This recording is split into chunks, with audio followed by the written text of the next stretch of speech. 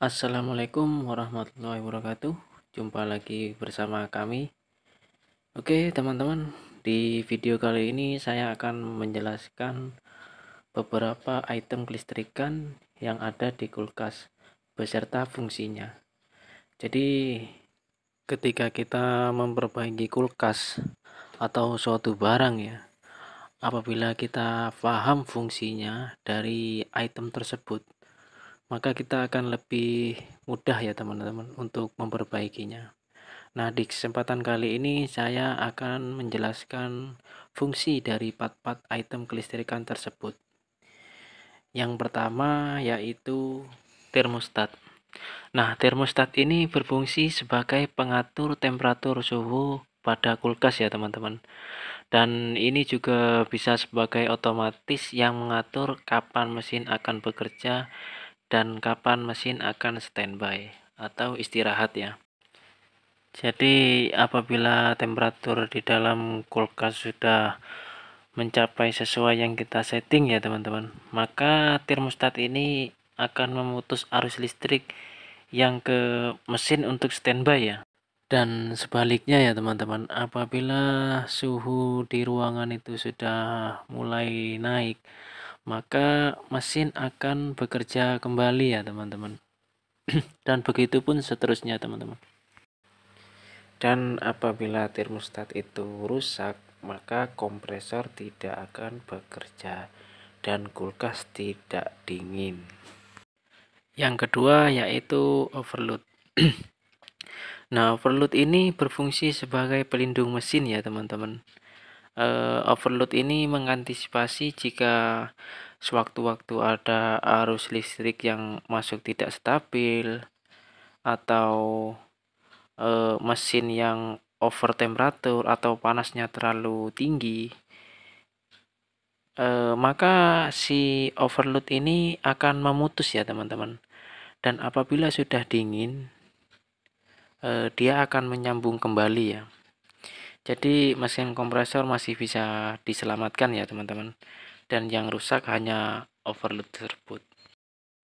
Yang ketiga yaitu PTC. Nah, PTC ini berfungsi sebagai starter motor. Nah, apabila PTC ini sudah rusak ya teman-teman, maka kompresor akan gagal start. Nah, ciri-cirinya biasanya kalau PTC ini rusak, biasanya itu kompresor itu hanya mendengung ya teman-teman. Tapi dia tidak bekerja kompresor, dia hanya mendengung.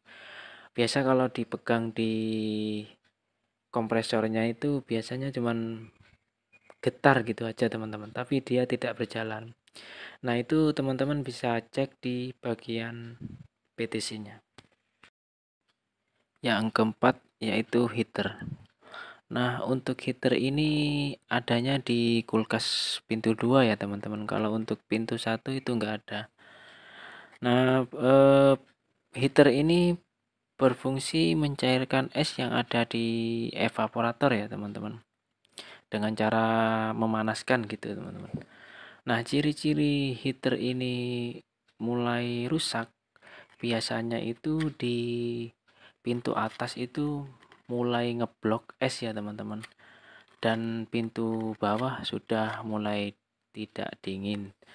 Nah, teman-teman bisa cek di bagian heater tersebut.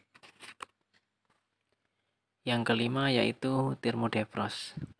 Nah, thermodefrost ini berfungsi mengaktifkan heater ketika timer defrost itu berada dalam proses pencairan. Jadi ketika di evaporator itu terjadi gumpalan es, maka si thermodefrost ini memerintahkan heater untuk bekerja, yaitu mencairkan bunga es. Nah, ciri-ciri thermodefrost ini mulai rusak biasanya itu tanda-tandanya hampir sama dengan heater ya teman-teman. Dan untuk defrostnya sendiri itu biasanya sudah ada embun ya di dalam thermodefrostnya itu. Maka ketika teman-teman mau mengganti heater, Cek juga di bagian thermodefrost ya teman-teman. Yang keenam yaitu kipas. Nah, kipas ini fungsinya yaitu mensirkulasikan udara yang ada di dalam kulkas ya teman-teman. Nah, untuk ciri-cirinya kipas mulai rusak ya, yang pasti kipas sudah tidak jalan ya teman-teman. Bisa kita cek karena dari luar juga kelihatan teman-teman kalau kipas itu mulai sudah tidak jalan. Dan juga jika kipas ini rusak, bisa juga mengakibatkan suhu di ruangan itu juga tidak dingin teman-teman, karena nggak ada yang mensirkulasikan. Yang terakhir yaitu timer. Timer ini fungsinya yaitu mengatur waktu pencairan bunga es ya teman-teman. Jadi timer ini mengatur kompresor dan heater secara bergantian gitu teman-teman. Ketika kompresor itu mulai hidup, maka heater akan mati. Dan begitupun sebaliknya, apabila heater itu sudah hidup, maka kompresor akan mati. Seperti ini ya jadinya ketika salah satu kipas atau item-item tersebut jika ada yang mati ya seperti ini jadinya teman-teman.